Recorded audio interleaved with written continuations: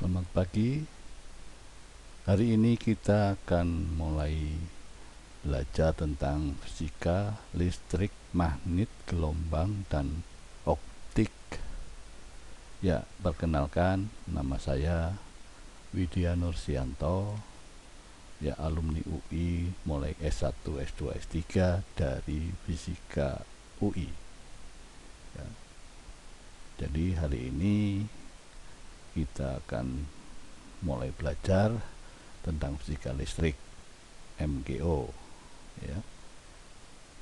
Saya lulus S1 tahun 83, S2 93, S3-nya 2014. Ya, kita akan mulai saja.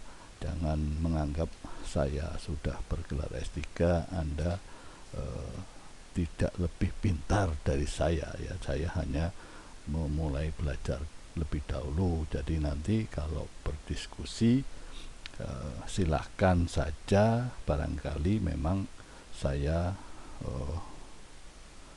mengetahuinya lebih kuno dari Anda.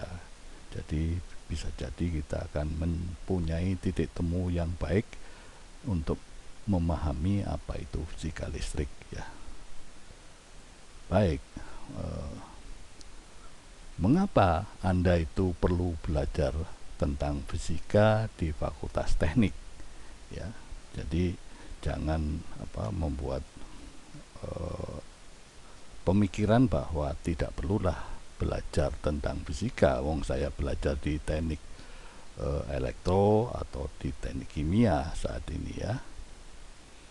Nah, fungsinya apa? Yaitu Anda dilatih untuk berpikir atau bernalar logis, karena dengan belajar fisika itu banyak konsep-konsep yang bisa mendasari Anda untuk oh ini seperti itu, ya. Jadi melatih berpikir dan bernalar logis, ya. Dan bisa juga mengetahui tentang konsep gejala-gejala alam, karena dari fisikalah kita bisa lihat banyak sekali dalam kehidupan sehari-hari ini. Anda bisa belajar fisika ini dan Anda bisa terapkan di bidang Anda nantinya, ya. Jadi belajar aspek fisika tentang peristiwa harian yang Anda bisa ketahui, ya. Ya, contohnya kalau Anda pergi ke dunia fantasi, di sana itu ada elektro tapi menggunakan konsep-konsep fisika, atau mungkin juga kimia juga akan ada Anda jumpai di dalam suatu kehidupan teknologi sekarang, ya. Nah, perlunya belajar fisika karena merupakan dasar dari teknologi, termasuk elektro, termasuk kimia, itu juga adalah sifat-sifat fisikanya masuk ke dalam situ, ya. Jadi ini yang mendasari kenapa Anda perlu belajar fisika, ya. Jadi dengan demikian Anda bisa memberi banyak pertimbangan, ya, atau terinspirasi, ya, untuk berkreasi dan berinovasi nanti di dalam bidang ilmu Anda, ya. Jadi ini sekilas tentang mengapa Anda perlu belajar fisika, ya. Baik, selanjutnya dengan agar mengaplikasikan fisika dengan bidang yang Anda sedang pelajari dalam 6 semester nanti di UI, ya. Oke, silabus yang direncanakan dalam mempelajari fisika listrik seperti ini, ya. Jadi ini ada nanti Anda bisa pelajari, dan ini waktunya, ini buku rujukan dari bab-bab yang kita ambil di dalam buku utamanya adalah Halliday Resnick, ya. Jadi ini pokok bahasanya ada 16 pertemuan, itu terhitung juga UTS dan UAS itu. Jadi ada 7 sebelum UTS dan ada 7 tapi dalam minggu ke-15 ini Anda mengumpulkan tugas kelompok, nanti kita bahas ya. Oke, jadi ada 14. Jadi buku acuannya pertama ini ya, Halliday Resnick ya, Principle of Physics edisi ke-10 ya. Jadi ini juga Anda boleh baca dari karangan survey Physics for Student and Engineer ya. Dan ketiga Anda bisa pelajari dari bukunya Kian Kohli, yaitu Physics for Scientists and Engineers. Oke, bukunya itu.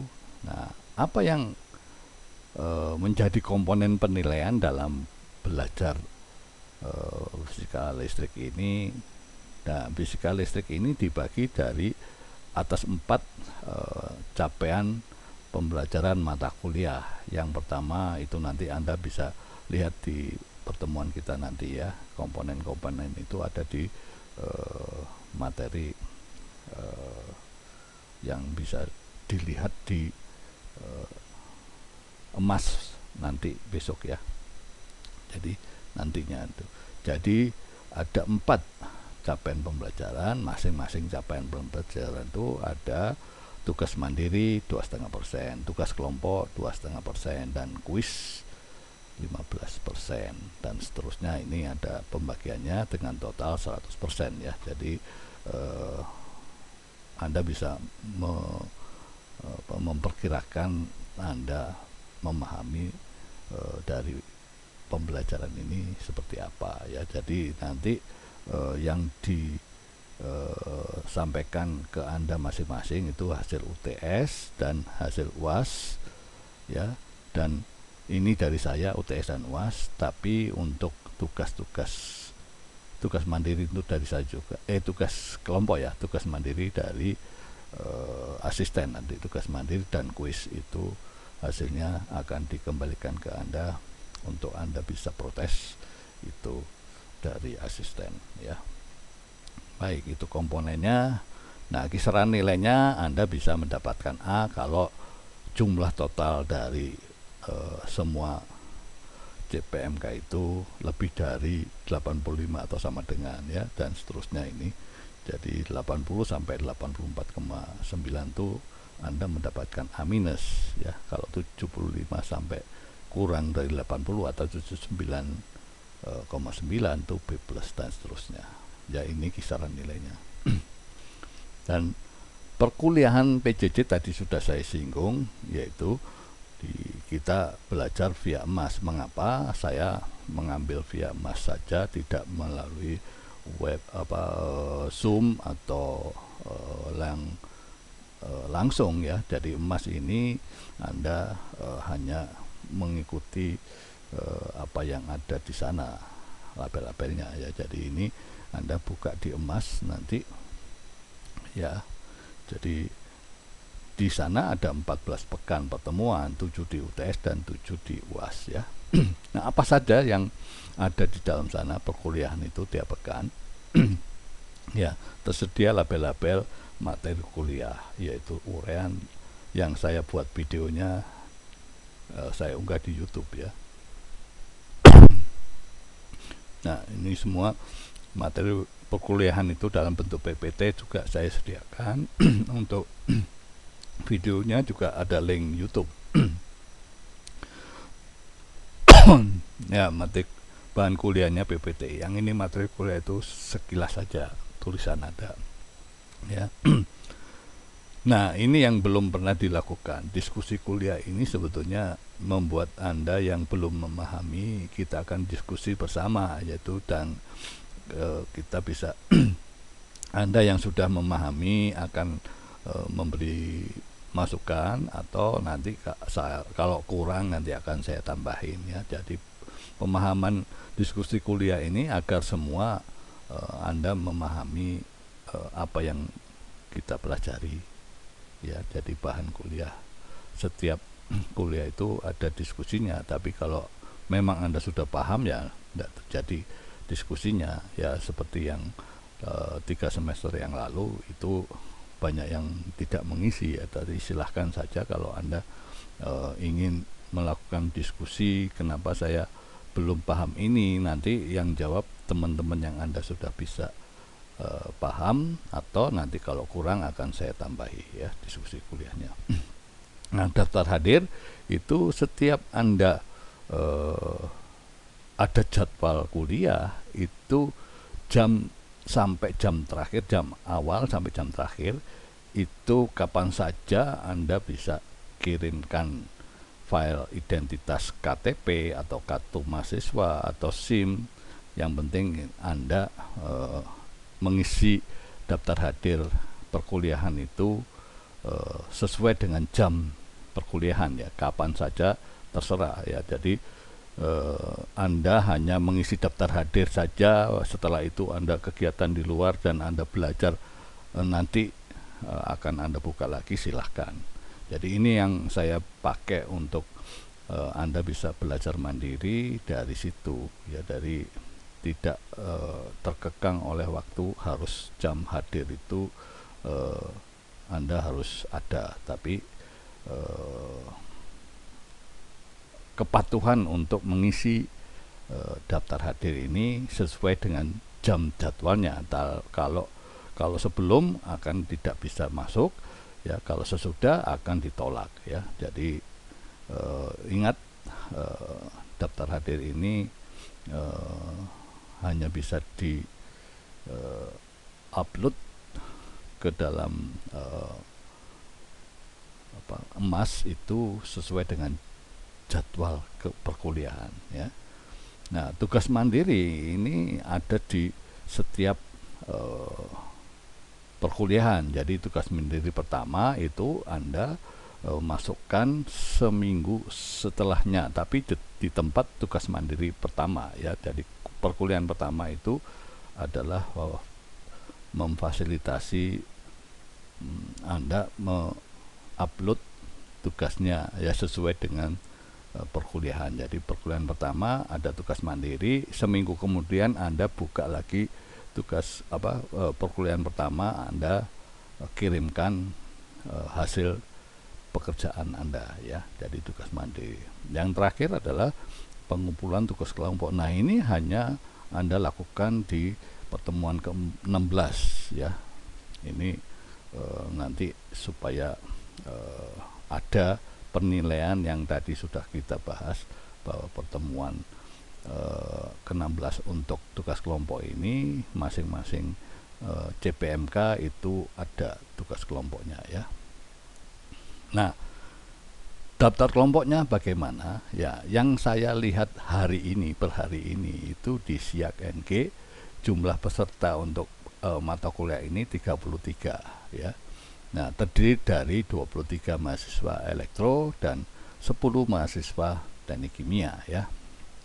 Nah, dengan demikian karena setiap kelompok terdiri dari 5 mahasiswa, maka dari jumlah 33 ini saya ya putuskan ada 7 kelompok ya. Nah, bagaimana membaginya? Karena 23 mahasiswa dibagi 5 itu hanya dapat 4 ya. Maka untuk teknik mesin itu 23 saya buat 5 kelompok dengan 3 yang beranggotakan 5 dan 2 yang beranggotakan 4 mahasiswa ya. Jadi ini kecuali nanti ada tambahan mahasiswa yang batal tambah ya masuk ke sini ya, kita akan atur lagi ya. Nah, untuk teknik kimia karena memang 10, jadi dibuat 2 kelompok. Nah, untuk siapa-siapa saja anggotanya silahkan Anda pilih sendiri ya, tapi nanti gak akan bisa, mungkin gak boleh ada double nama ya, karena nama mahasiswa itu masuk dalam penilaian kelompok ya. Oke. Nah, apa yang harus dilakukan dalam tugas kelompok? Yaitu pertama, setiap kelompok membuat 4 video animasi sesuai dengan CPMK-nya, karena kan penilaiannya itu ada CPMK 1,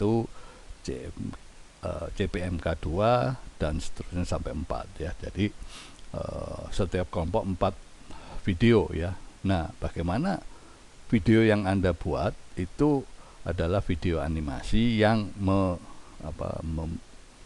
menunjukkan topik yang ada dalam JPMK ya. Paling enggak Anda membuat 2 buah video animasi ya dalam satu video itu ya, contoh minimal ya.